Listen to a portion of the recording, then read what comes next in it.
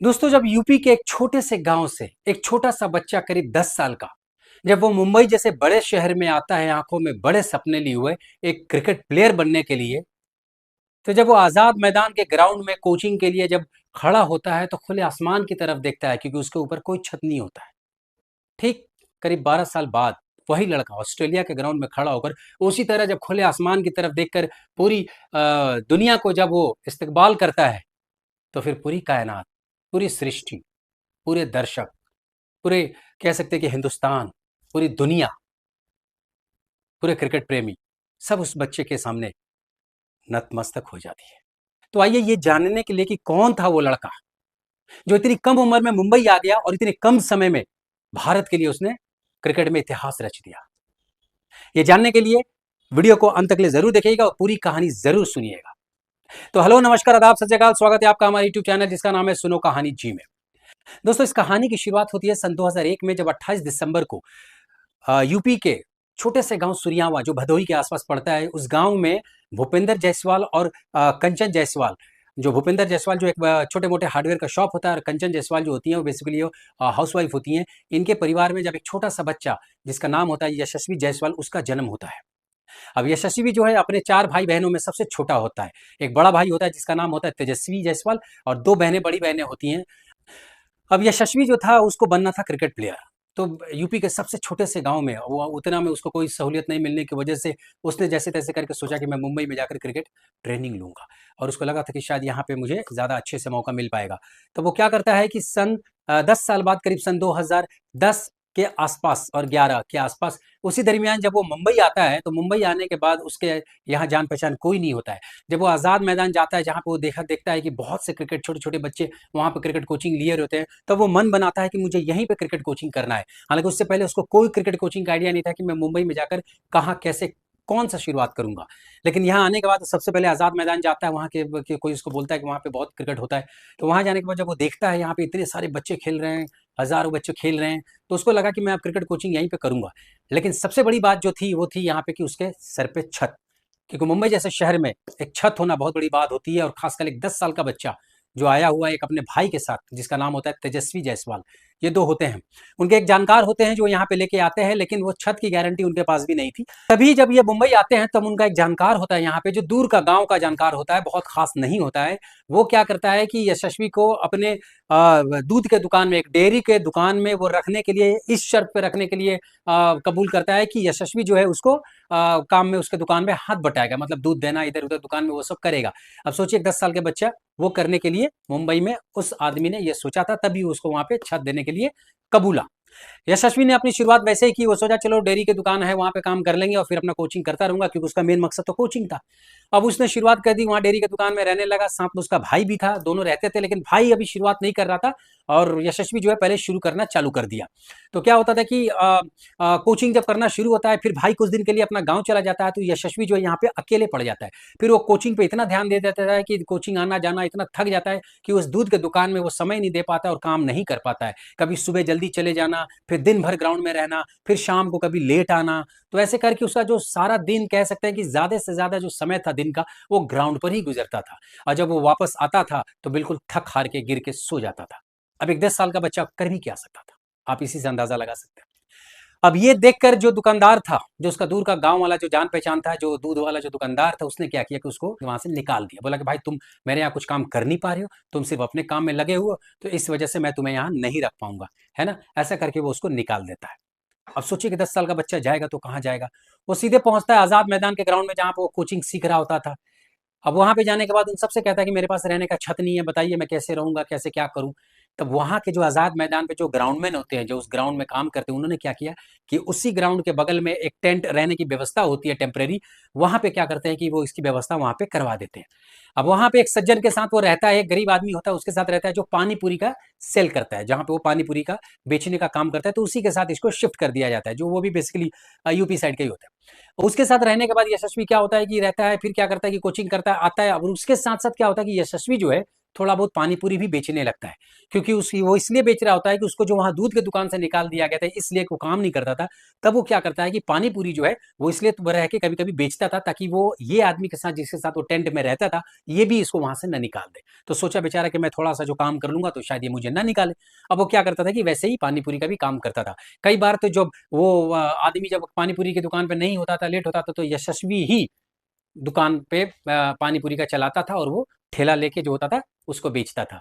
कभी-कभी तो आज़ाद मैदान के पास वहाँ चलाता था। कभी-कभी उसके जो लड़के होते जो ट्रेनिंग करके आते थे तो सब वहीं पे भूख लगती थी तो पानी पूरी खाते थे, तो यशस्वी भी वहाँ पे होता था। कई बार तो ऐसा हुआ कि वो आकर ट्रेनिंग के वहाँ पे खड़े हो जाता था, वो पानी पूरी बना के सबको खिलाता था। तो ये आलम था यशस्वी का। अब क्या था कि वहाँ पे उसने ट्रेनिंग शुरू कर दी, 2-3 साल गुज़र गए इधर-उधर खेलते-खेलते। फाइनली उसको जो है भाई भी उसका वहाँ से गाँव से आ जाता है, वो भी सीखना शुरू कर देता है, वो भी उसके साथ वहीं पे रह जाता है। तो अब दोनों भाई जो है ट्रेनिंग कर रहे होते हैं। फाइनली 3 साल उस आज़ाद मैदान के टेंट में रहने के बाद और क्रिकेट की शुरुआत खेल कर इधर-उधर खेलते रहने के बाद यशस्वी को पहली बार एक क्रिकेट कोच ने उसको स्पॉट किया, मतलब उसको देखा, उसके टैलेंट को पहचाना सन 2013 में। और उस कोच का नाम था ज्वाला सिंह। अब जो ज्वाला सिंह थे वो सांता क्रूज में क्रिकेट एकेडमी चलाते थे। उन्होंने क्या किया कि यशस्वी को बोला कि ठीक है भाई, मैं तो तुम्हें देखा तुम्हारे अंदर टैलेंट है, मैं तुमको कोच कर सकता हूँ। लेकिन यशस्वी ने कहा कि मेरे सर, मेरे ऊपर छत नहीं है, और कहाँ आजाद मैदान और कहाँ सांता क्रूज, बहुत दूर था। तब उन्होंने क्या किया कि इन दोनों भाइयों में से बोले कि अच्छा ऐसा है कि मैं एक जन को अपने पास रख सकता हूँ। उनको यशस्वी में ज्यादा टैलेंट दिखा छोटे वाले में, और बड़ा वाला तेजस्वी था। तो उन्होंने बोला कि ठीक है, काम करो, यशस्वी को मैं अपने पास रख सकता हूँ, लेकिन एक शर्त पे, मैं अपने घर पे रखूंगा इसको, लेकिन इसके पिता से, आपके घर वालों से मुझे एक पावर ऑफ अटॉर्नी मिलेगी, एक लीगली मिलेगी कि मैं इसका यहाँ पे लोकल गार्जियन हूँ, मैं इसकी देखरेख सब कुछ मैं करूंगा आगे से यहाँ पे रहने के बाद। अब ये सारा कुछ जब लीगैलिटीज करने के बाद, कंप्लीट करने के बाद, उसके फैमिली से भी कंसेंट मिल जाता है यशस्वी के कि भाई ठीक है, आप मुंबई में इसको रखिए, आप अपने घर पे रखिए, और इसकी पढ़ाई भी साथ के साथ चलती रहेगी, और क्रिकेट कोचिंग का सब कुछ कराइए, देख रेख। क्योंकि देखिए, जिसके सपने होते हैं वो पूरे करने के लिए क्या कुछ नहीं करता है। तो जो भी रास्ते में आने थे उसे जो था कबूल करना था, पार करना था।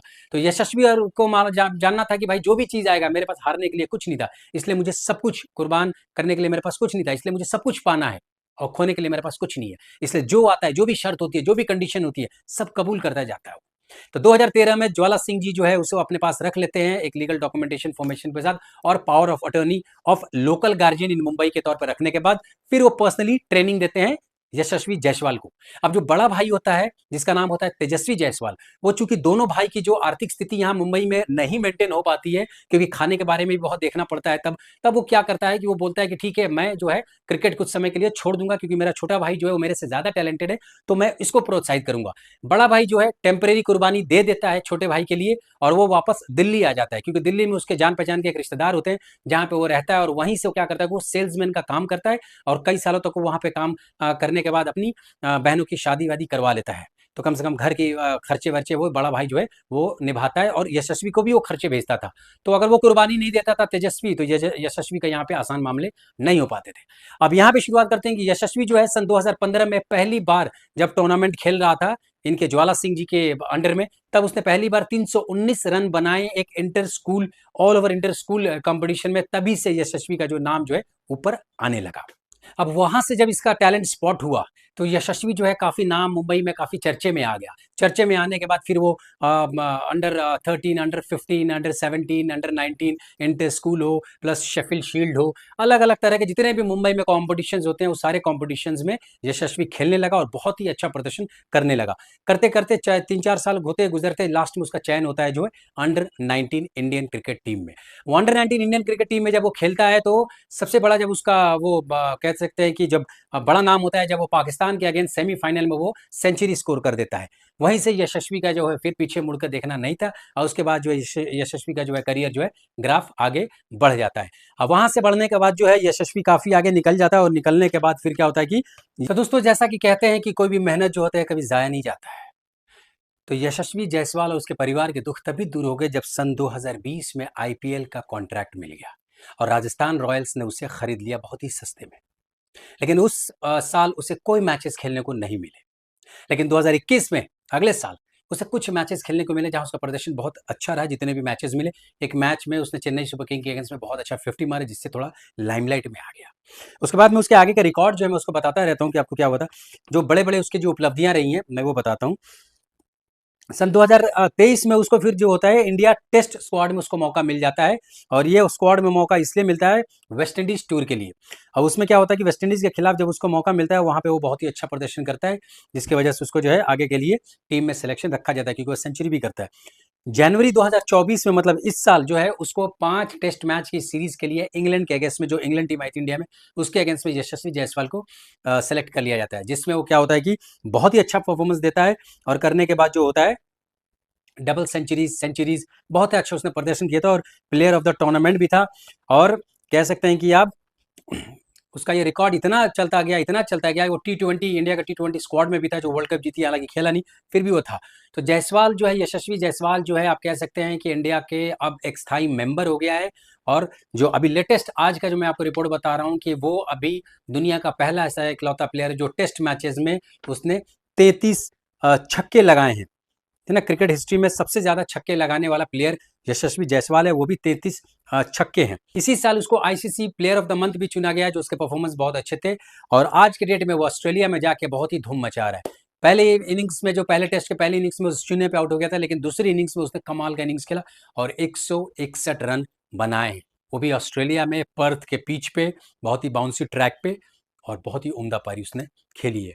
और जब उसने ये शतक लगाया तो पूरे दहान को उसी मैदान में खड़े होकर जब उसने ऊपर वाले को ऐसा कह सकते हैं कि इस्तकबाल किया, नमन किया, तो वही सीन जो आजाद मैदान में था, जो वो छत के लिए ढूंढ रहा था, और वही सीन जो यहाँ पर्थ के ग्राउंड में वो 161 रन बनाने के बाद भारत की ओर से सेंचुरी बनाने वाला ये कोई विदेशी तीसरा नंबर पे भारतीय प्लेयर, तो एक बहुत ही बड़ी उपलब्धि है ये। आप सोच सकते हैं कि ये जर्नी, सिर्फ 22 साल का लड़का, अभी 28 दिसंबर को वो 23 साल का हो जाएगा, तो आप समझ सकते हैं। इसमें एक और खुशखबरी ये रही कि जो उसका बड़ा भाई था, जो उसने इसके लिए कुर्बानी दे दी थी, अब वो भी जो है क्रिकेट खेलना शुरू कर दिया दोबारा। हालांकि वो इससे 5 साल बड़ा है, 27 साल का है, सबसे बड़ा है। तो उसने क्रिकेट खेला, उसने भी त्रिपुरा से जाके रणजी ट्रॉफी खेली, जिसमें उसने पहला अर्धशतक लगाया, 80 रन की पारी खेली, अभी जस्ट रिसेंटली कुछ दिन पहले। तो उसमें छोटे भाई यशस्वी ने भाई उसकी तारीफ की, पोस्ट किया। तो बड़ा भाई जो है वो भी अब धीरे धीरे पीछे से आ रहा है, लेकिन जो उसने कुर्बानी शुरुआत में दी थी छोटे भाई के लिए, वो कभी भूली नहीं जा सकती। तो आप देख सकते हैं दोस्तों कि एक छोटे से गांव से आने के बाद भी अगर आपके सपने बड़े हो ना, और हौसले बड़े हो, तो कोई भी मुश्किलें हो, कोई भी दिक्कतें आए, कोई भी परेशानियां हैं, हर चीज पार कर सकता है इंसान, लेकिन उसका अगर हौसला बुलंद हो तो। और यशस्वी जायसवाल जो है, वो हर छोटे बच्चे के लिए, जो गांव में रहता है, जो बड़े सपने देखता है, इन सब के लिए एक उदाहरण है कि वो जिंदगी में अगर बांध ले गांठ और मेहनत करते जाए और सारा रास्ता पार करते जाए, तो एक दिन जरूर इंडिया के लिए ऐसे ही बहुत बड़ा नाम करेंगे, चाहे वो किसी भी क्षेत्र में हो, चाहे वो किसी भी क्षेत्र में हो। अगर वो गांठ बांध ले तो बड़ा शहर, छोटा शहर, आज के डेट में कुछ नहीं है। बस लगेगा तो आपकी मेहनत, कुर्बानी, कष्ट को पार करना, और हमेशा दृढ़ निश्चय रखना, और सेल्फ कॉन्फिडेंस और बिलीफ ये रखना बहुत जरूरी है। जिंदगी में सक्सेस 90% आप कह सकते हैं कि कंफर्म है। हाँ, डेस्टिनी होती है किस्मत, लेकिन 90% आप कह सकते हैं कि कंफर्म है। तो दोस्तों ये थी कहानी जो मैंने आज सुनाया यशस्वी जायसवाल की। उम्मीद करता हूँ कि आपको बहुत पसंद आएगी, क्योंकि बहुत एक इंस्पिरेशनल कहानी है। और मैंने इसलिए सुनाया क्योंकि इंडिया का टेस्ट पहला चल रहा है अभी, और इस दौरान क्या है कि यशस्वी जायसवाल ने बहुत अच्छा प्रदर्शन दिया है, तो उसकी जो कहानी है ये हर जगह चल रही है, चाहे वो टेस्ट मैच में चल रही है। ऑस्ट्रेलियन ब्रॉडकास्टर्स जो है उसकी कहानियां कह रहे हैं कि कैसे ये लड़का कहाँ से कैसे आया, और कहाँ से आज कहाँ जाकर ऑस्ट्रेलिया में सेंचुरी मार दिया। और ऑस्ट्रेलिया में सेंचुरी मारना बहुत बड़ी बात, एक अच्छे बल्लेबाज की अच्छी पहचान होती है, जब वो जाकर ऑस्ट्रेलिया में सेंचुरी बनाता है दूसरे देश में। जैसे ऑस्ट्रेलियन जाके इंडिया में बनाते हैं, टर्निंग पिचेज होती हैं, तो वहां उनकी खासियत होती है कि फास्ट पिचेज होती हैं।